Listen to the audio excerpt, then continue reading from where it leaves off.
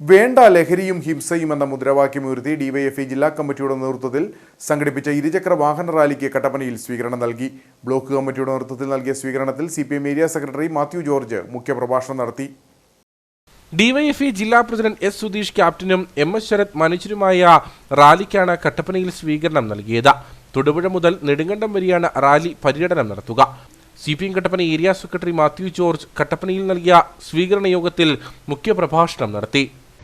ഈ ലഹരി മാഫിയയുടെ പിടിയിലേക്ക് എത്തിക്കൊണ്ടിരിക്കുന്നത് എന്നത് പരിശോധിച്ചാൽ കേരളം മാത്രമല്ല നമ്മുടെ രാജ്യത്തിന്റെ വിവിധ സംസ്ഥാനങ്ങളിലേക്ക് നൽകാൻ ആവശ്യമായ ലഹരി ഉൽപ്പന്നങ്ങൾ പരിശോധിക്കാനും തടയാനും വേണ്ടുന്ന സംവിധാനങ്ങൾ നമ്മുടെ രാജ്യത്തുണ്ട്. ഈ ലഹരി ഉൽപ്പന്നങ്ങളിൽ മഹാഭൂരിപക്ഷവും വരുന്നത് വിദേശങ്ങളിൽ നിന്നാണ്. അതിനെ നേരിടുന്നതിനും അത് ഒഴിവാക്കുന്നതിനും കുറ്റവാളികളെ നിയമത്തിന്റെ മുമ്പിൽ കൊണ്ടുവരുവാനും മാതൃകാപരമായി ശിക്ഷിക്കുവാനും ആവശ്യമായ നിലപാട് നമ്മുടെ കേന്ദ്ര ഭരണാധികാരികൾ സ്വീകരിക്കേണ്ടതാണ്. എന്നാൽ പലപ്പോഴും ലോകത്തിന്റെ വിവിധ മേഖലകളിൽ നിന്നുള്ള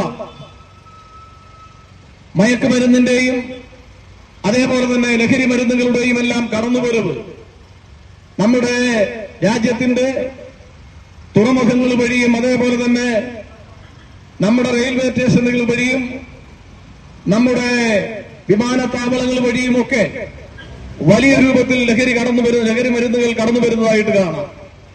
അതുകൊണ്ട് വളരെ ഇച്ഛാശക്തിയോടുകൂടിയുള്ള നിലപാട് നമ്മുടെ രാജ്യമാകെ ഈ കാര്യത്തിൽ ജാഗ്രതാപൂർവം ഇടപെടേണ്ടതുണ്ട്.